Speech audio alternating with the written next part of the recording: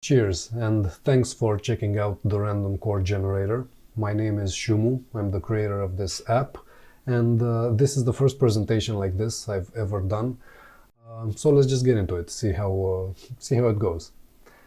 Now, the idea for this app was basically to try and help myself and other players and other guitarists spark some fresh ideas, okay, get some inspiration, kind of a thinking outside of the box situation, right? So what this app does is, of course, in the title, it generates random chords.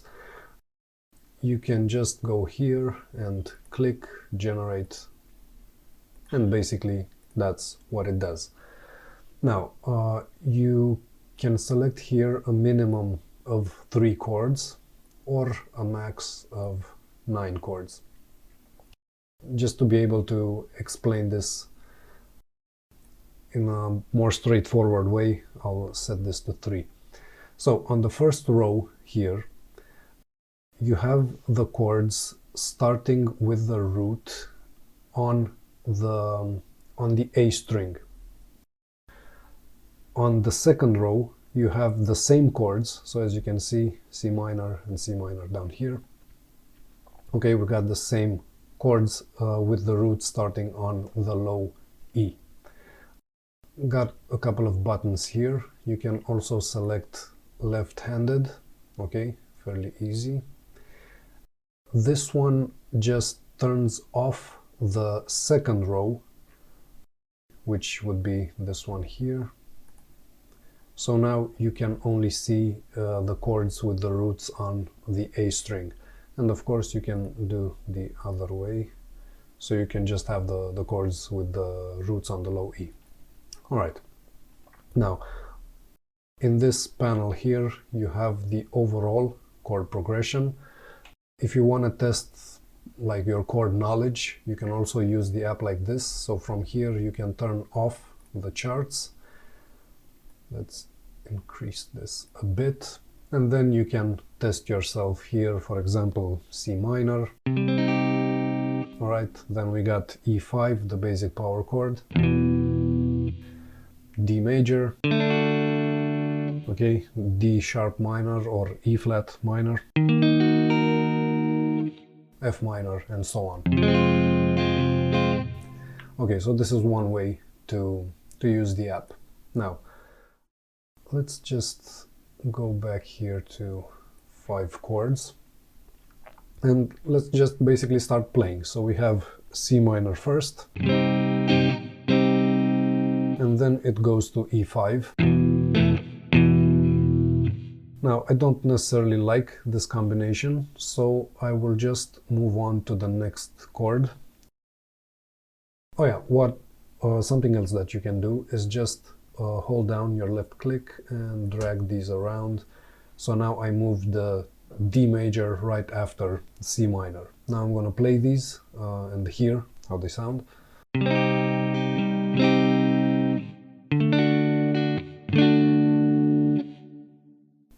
Not necessarily bad.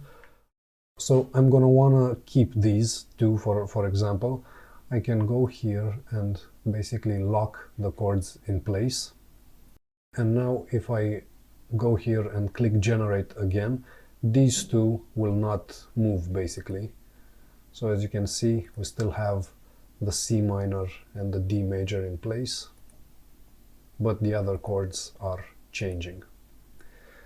So let's move on, let's check this out. So we still have, right, C minor, D, and now let's try A sharp major. Not bad.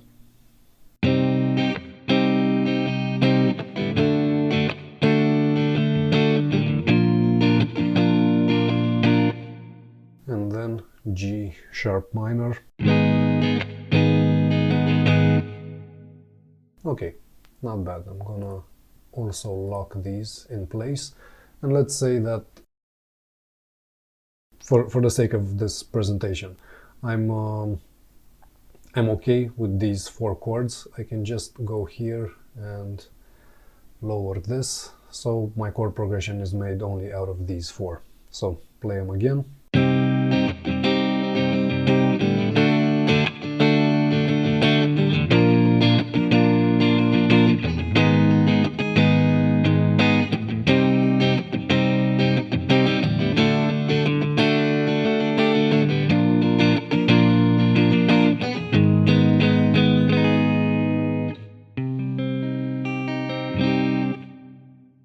Alright, so that's one way to go about it.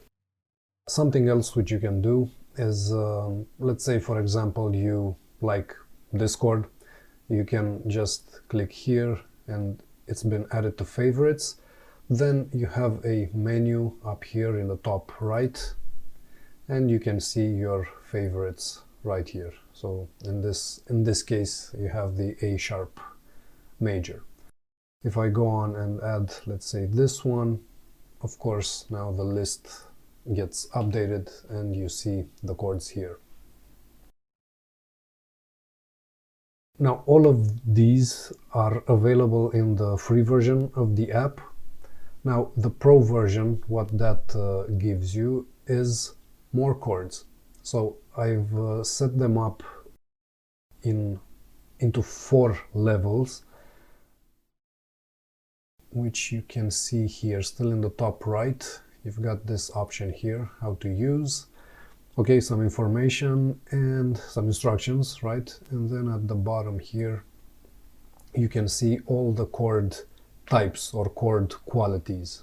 Okay, the app has built into it a fairly large database with all possible chord qualities available on a 6-string guitar in standard tuning. Okay, so the examples I presented to you so far were made of these major chords, minor chords, and fifths, right, power chords. Now, if I switch to level 2, I'm gonna have these. So sus2, sus4, major 7, minor 7, and so on. This can be done from here, selecting level 2. And now the idea would be this. Let's say if I just unlock these last 2 chords. Now if I switch to the second level and hit generate, these first 2 chords will still stay in place. So like this. And now only the third and the fourth one will actually change. And of course you can mix and match them. This still goes and so on. So even if I locked a chord, I can still switch the place in the chord progression itself. Okay, so the chord itself stands still if I hit generate. Now let me just unlock these, hit generate again, and now I have like a whole new progression, right? So for example, I've got this G sharp major 7 chord, which would sound something like this.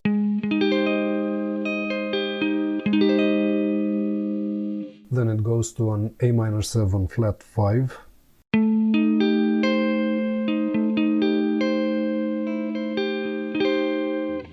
And if I go from one to the other,